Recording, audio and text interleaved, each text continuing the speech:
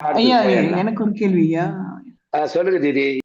இப்ப ஒரு பெரிய கல் 1000 கற்களாக சிதறும் போது 1000 மனங்கள் உண்டாகின்றன. அது 1000 காஸ்மிக் மைண்ட் அதுல இருக்கும். அப்படியா? அப்போ ஒரு கல்லுல ஒரு காஸ்மிக் மைண்ட். அது 1000 கற்களா சிதறும் போது 1000 காஸ்மிக் மைண்ட் இருக்கும். அப்படியா ஐயா? ஓகே, அற்புதமான கேள்விகள். இதெல்லாம் தான் ரொம்ப இது முக்கியமான கேள்வி. இது பாருங்க, இப்ப அது கல்லுன்றது மட்டும் இல்ல தீதி, எனி சாலிட் இது மேட்டர். ஓகேவா?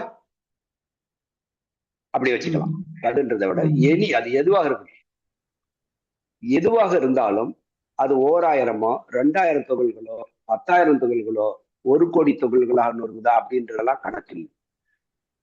நம்ம பூத கண்ணாடியில கூட தெரியாத அளவுக்கு துகள்களா மாறுது பாருங்க. ம். எலக்ட்ரானிக் மைக்ரோஸ்கோப்ல கூட ஹியூமனுடைய அந்த அறிவினுடைய இதுக்குள்ளோட கண்டுபிடிக்க முடியாத அளவுக்கு துகள்களா காற்றுல வந்து தூசாக பறக்கிறோம். புகையாட்டம் மாறி வந்து பறக்கிற அளவுக்கு அது துகள்களா மாறுமா இல்லையா? ம். அதுதான். அது ம். மைண்ட், யூனிட் மைண்ட் தான் மாறக்கூடிய தகுதி உடையது. அது கல்லா இருக்கட்டும், மண்ணா இருக்கட்டும், எது வேணாலும்.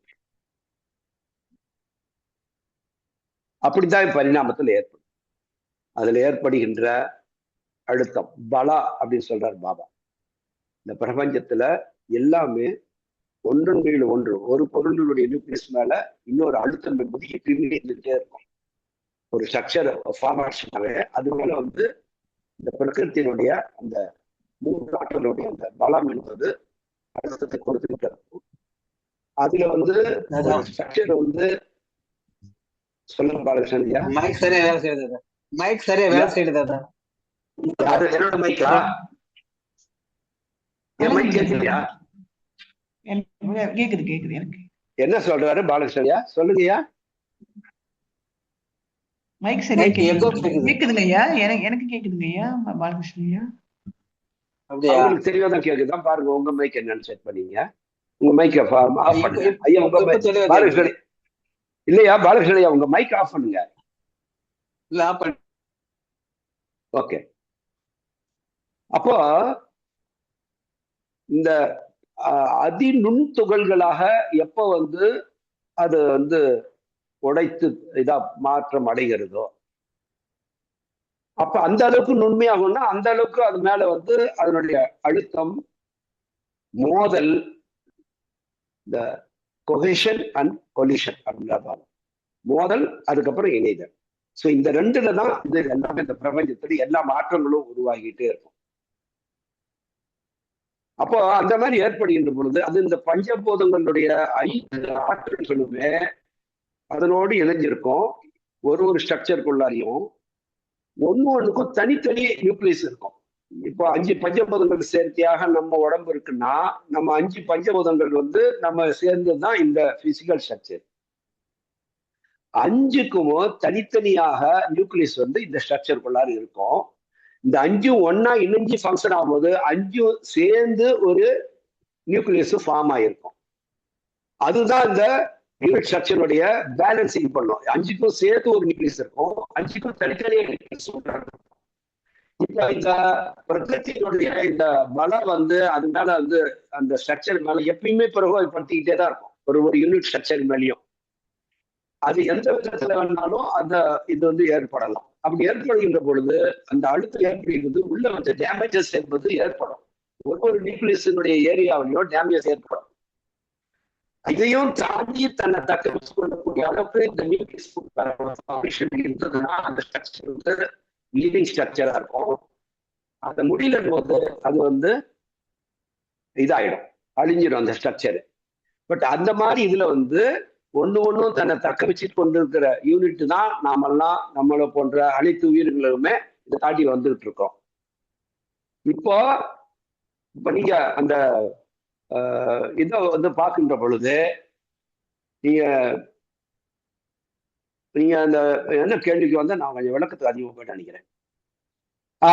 1000 துகள்களாக வந்து இதாகும் போது, சோ இந்த பலம் வந்து இதாகும் போது அது எத்தனை துகள்கள் அல்ல, அது அதிநுண்மையான, அதை வந்து நம்ம வந்து எதுலையுமே காண முடியாத அளவுக்கு துகள்களா மாறும்.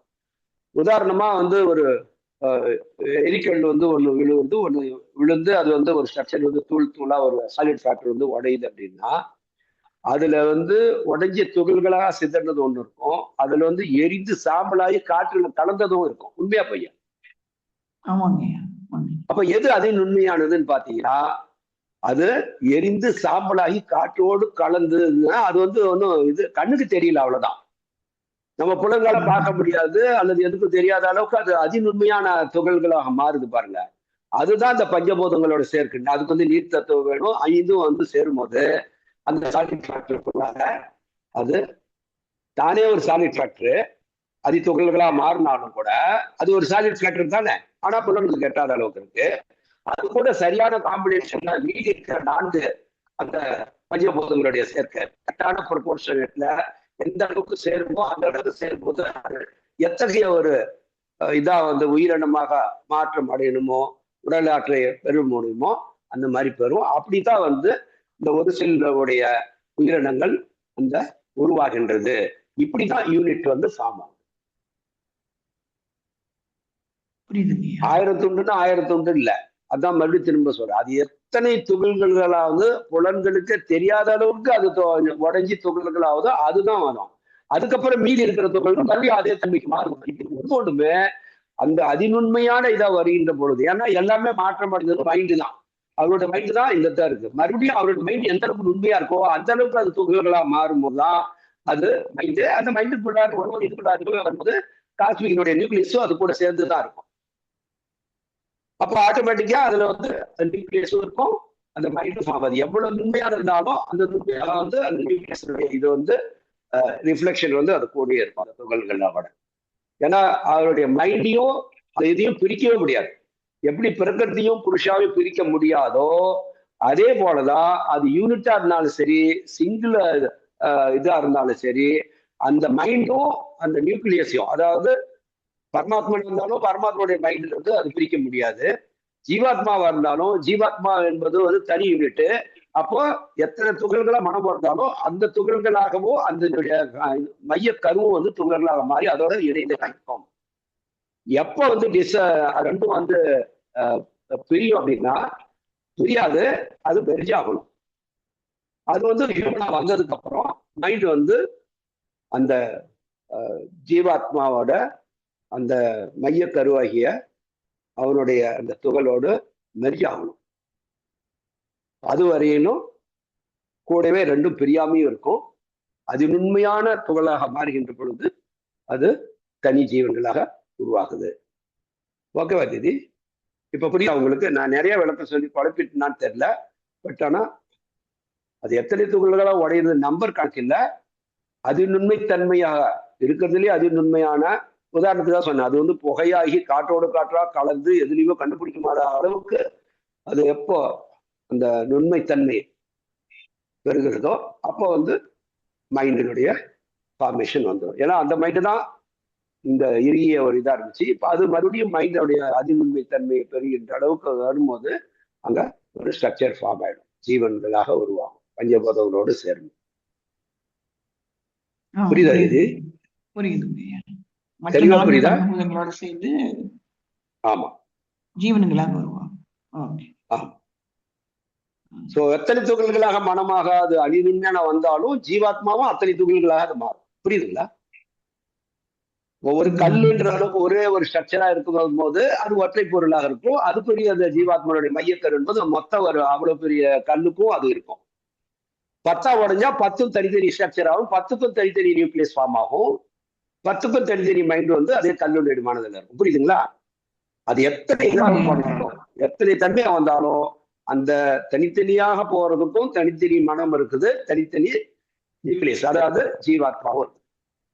அது உயிருள்ளதா இருக்கட்டும் உயிரற்றதா இருக்கட்டும். தெளிவா புரியுதா? புரியுது. சயின்ஸ் பிரகாரமும் அது அப்படிதான்.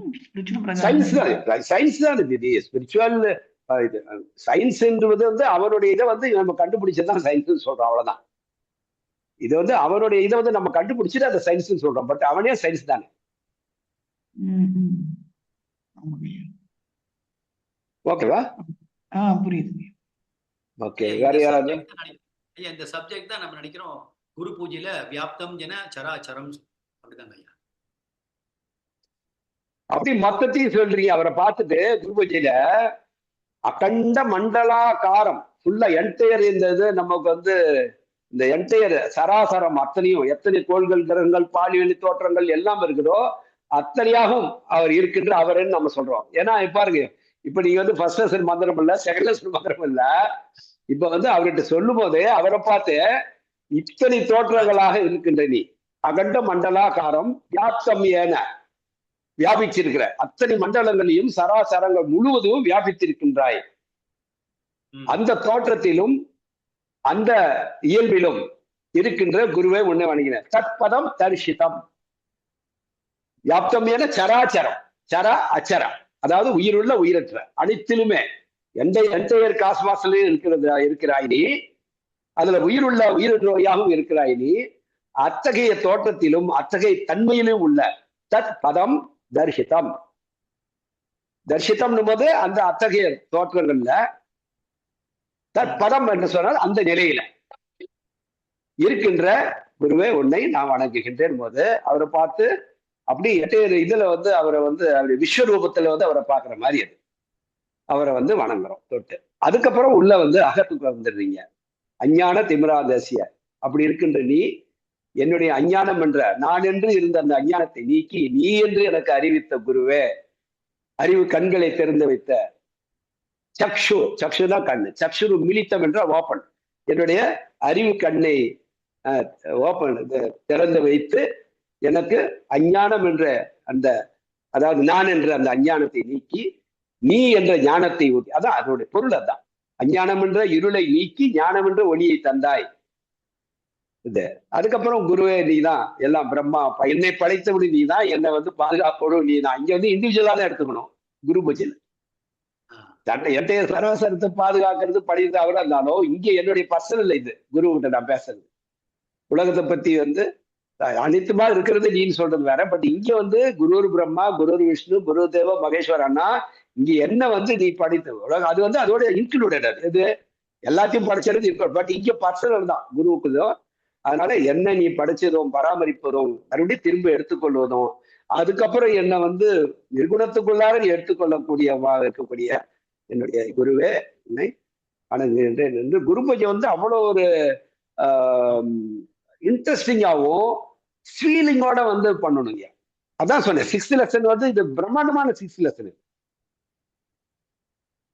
நான் ஏற்கனவே குரு பூஜை பத்தி நான் ஒரு வகுப்பு எடுத்தேன். அது அந்த அளவுக்கு பண்ணணும், பொறுமையா ரசிச்சு உங்களுடைய ஒவ்வொரு தடையும் நீ அவருக்கு மலரை வந்து அவருடைய பாதங்கள்ல போட்டு அவருக்கு பாதங்களை தொட்டு வணங்கும் போதெல்லாம் அவருடைய ஒவ்வொரு மூமெண்ட் அதை வந்து அவர் ஏற்றுக்கிறது, ஸ்மைலிங்கா தலையாட்டுறாரு, உங்களை பாக்குறாரு. ஒன்னொன்னையும் நீங்க வந்து அதை வந்து ஒரு இதா பார்க்கணும் குரு பூஜையில.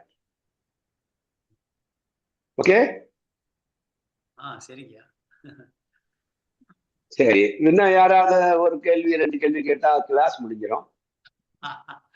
ஆமாங்கய்யா, நீ இன்னும் 10 நிமிஷம் தான் நம்மளுக்கு இருக்கு. நான் ஏதோ பேசணும்னு நினைச்சேன் உங்ககிட்ட. ஓகே, சரி. அந்த 3 வீடியோக்குள்ள யாரெல்லாம் முழுசா 3 பாத்தீங்க? அந்த ஒரு வகுப்பினுடைய இது முழுசா பாத்துட்டீங்கல்ல தீதி? சோ அதுல முழுசா பார்க்கும் போதே உங்களுக்கு வந்து அதுல நான் சொன்ன கருத்துக்கள் வந்து அவரு தான் எல்லாமா இருக்காரு, அப்ப நானா இருக்கிறதும் அவருதான்ற அந்த ஒரு முடிவுரையை கொடுத்திருப்பேன். அது வரலும் தெளிவா தான் கொடுத்திருந்தேன்னா புரிஞ்சது எல்லாருக்கும். அதுதான் முக்கியம், அதுல புரிஞ்சுக்கிறது. வீடியோ காட்டுறது எதுக்குன்னாக்கா அந்த கிரியேஷன் ஆஃப் இதை வந்து இத்தனை மாற்றங்களாக உருவாருது, அவருதான் இதுக்கான பிளான் பண்றாருன்றத வந்து புரிய வைக்கிறதுக்காக தான். சும்மா ஏதோ மாற்றம் அடைஞ்சது உலகம் அப்படின்றதான் விஞ்ஞான உலகங்கள்ல மனிதர்கள் பாக்குறாங்க ஒழிய, பட் இதுக்கு பின்னால ஒவ்வொரு நிலைக்கும் கொண்டு போகணுன்ற பிளான் பண்ணி அதை டிசைன் பண்ணி அதை எக்ஸிக்யூட் பண்றது வந்து அந்த காஸ்மிக் மைண்டு தான்றதும், அதுதான் அடுத்தது இத்தனை வடிவங்களா மாறி இன்னைக்கு இருக்கிற நாவாகவும் எல்லா பொருள்களாகவும் இருக்கிறது வந்து அவரு தான் அப்படின்றத நிரூபிக்கிறதுக்கான அந்த வகுப்பு தான் அது. ஸோ அதை வந்து முழுசா பார்த்து 2 தடவை 3 தடவை பார்த்தீங்கன்னா தெளிவாக புரியும். அவரு தான் நானாகவும் நீயாகவும் எல்லாமாக இருக்கிறார்ன்றது அது புரியும். அதுக்கான வகுப்பு தான் அது. பாபா இந்த காலகட்டங்கள்ல தீதி இந்த வகுப்பு வந்து ஒரு செமினார் அப்படின்னாவே இது வந்து ஒரு டாபிக் வந்து சஞ்சார பிரதி சஞ்சார கம்பல்சரியான ஒரு டாபிக் இருக்கும். பட் இப்ப யாரும் அந்த டாபிக்கை வந்து தொட மாட்டேன்றாங்க. யாருமே தொடறது இல்லை, அதெல்லாம் எடுக்கிறதே இல்லை. இது எவ்வளவு பயனுடையது இல்லையா இந்த வகுப்பு மாஜிகளுக்கு. நாம வந்து செகண்ட் லெசன்ல வந்து மந்திரத்துல வந்து எல்லாமே அவர் தான், எல்லா இயக்கமும் அவர் தான், எல்லா செயலும் அவர் தான்றதையும் நான் பிரம்மதான்றதும் மந்திரத்தை சொல்லிதான் உங்களுக்கு புரிய வைக்க வேண்டியதா இருக்குது இல்லையா. பட் இந்த பிலாசபிக்கல் வகுப்புல அறிவே வந்து ஏத்துக்கோ இல்லையா. அறிவு புரிஞ்சுக்கிட்டா இன்னும் ஈஸி தானே மந்திரத்தை வந்து உச்சரிக்கிறதும் அதை உணர்வதும். உண்மைதானே? அறிவுபூர்வமா அதை கன்வின்சிங்கா. ஆமா. சோ அதனால வந்து அறிவுபூர்வமா இதை வந்து மார்ஜிகள் வந்து இதை புரிஞ்சுக்கணும் முதல்ல. அப்போ வந்து ஃபர்ஸ்ட் லெசன் செகண்ட் லெசன் ரொம்ப இனிமையாகவும் ரசிச்சு அதை பண்ணுவோம். அப்புறம் ரெண்டும் சேர்த்துதான் பாபா நாம் சொல்லுங்க தீதி. லாஸ்ட் 20 minutes அந்த ரேப் அப் நீங்க பண்ண எக்ஸ்பிளனேஷன் ரொம்ப நல்லா இருந்தது. அதான். ஸோ அதனால அதை வந்து திரும்ப திரும்ப அதை பத்திரப்படுத்தி வச்சுங்க. இந்த வீடியோ மட்டும் தனியா சேவ் பண்ணி வச்சுங்க. அப்பப்போ திரும்ப திரும்ப அதை பாருங்க. எல்லாருமே எல்லா மார்ஜிகளுமே அது ரொம்ப ரொம்ப பயனுடையதாக இருக்கும். இந்த வகுப்பு இந்த போன ரெண்டு வார வகுப்புல ஐயா என்ன ஒரு முக்கியமான விஷயம் தெரிஞ்சதுன்னா, பரமபுருஷன் புருஷோத்தமனா மாறி, புருஷோத்தமன் தாரகபரமாக மாறி, தாரகபரமா திரும்பியும் அவருடைய நிலைக்கு போகாம நிற்கிறார். இந்த விஷயம் வந்து தெரியல, முன்பு தெரியல. இப்பதான் தெரியுது. ஜெகத்குருனா யாரு? ஜெகத்குரு வேறவரா இருக்காரு. பரமபுருஷன் வேற, ஜெகத்குரு அவர் தான். ஆனா அவருடைய அந்த ரோல் வந்து வேறையா இருக்கு. இந்த 3 ரோல்ல பார்க்கும்போதுதான் தெளிவா புரியுது இவருடைய ரோல் எங்கெங்க எப்படி இருக்காரு அப்படின்னு சொல்லிட்டேன். இந்த நீங்க அந்த 2 வாரத்துக்கு முந்தைய அந்த கிளாஸ்க்கு அப்புறம் தான் இந்த ரோல் தெரிஞ்சுது. இந்த 3 ரோல் அவர் இருக்காரு. புருஷோத்தமனா இருக்காரு, அடுத்து தாரக பிரம்மாவா மாறுறாரு, ஜெகத்குருவா மாறுறாரு. சோ குரு பூஜையிலையும் பாத்தீங்கன்னா இந்த வார்த்தைகள் பரம்பிரம்மா, ஜெகத்குரு, குருதேவோ இதெல்லாம் அந்த குரு 3மே வராங்க. சோ இங்க இந்த தெளிவுதான் ரொம்ப முக்கியம். மார்கழிக்கு தெளிவு ரொம்ப ரொம்ப முக்கியம் கேட்டா. என்ன அதான் அந்த இந்த 3 விஷயத்தையும் ரொம்ப ஆழமா புரிஞ்ச பிறகுதான் இப்ப அவரும் நானும் ஒண்ணு. இப்ப நீங்க டிடி கேட்ட கேள்விக்கு அவர் எந்த இடத்துலயும் இல்லாம இல்ல, ஒற்றை பொருளா இருக்காரு. ஆனா எல்லா இடத்துலயும் அவர் இருந்துதான் அந்த ஒரு பொருளை உருவாகுது. இந்த நம்மளுடைய எண்ணங்களுக்கு அது புலப்படல அதான். ஆனா உண்மையிலே ஒரு துகளா இருந்தாலும் சரி, அது கண்ணுக்கு தெரிய பொருளாக இருந்தாலும் சரி, அவரு தான் அது முழுமையா அவர் தான் ஆக்கிரமிக்கிறார்ன்றது தெரியுது ஐயா. எல்லாமே அவர் மட்டும்தான். அவர் அன்றி வேற வந்து ரெண்டாவதா ஒரு பொருளே இல்ல. அது யாரு? அவரு புருஷோத்தமன், பாபா.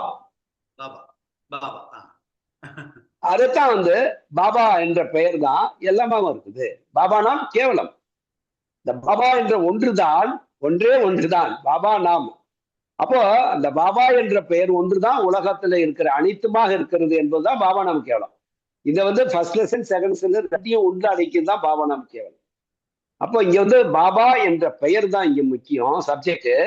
நாம் என்பது அந்த பெயர். பாபா என்ற பெயர் ஒன்றுதான் அப்படின்றதுதான். அப்போ இங்க மைய கரு இது. 3 வாரம் பாபா நாம் கேவலம் என்ற அந்த 3 சொற்கள்ல பாபா என்ற அந்த சொல்லுதான், அந்த மட்டும்தான். இங்க நாம் என்பது அந்த பெயர், பாபா என்ற பெயர் தான் அதோட அர்த்தம். அப்ப இங்க இந்த ரெண்டும் போயிடும்.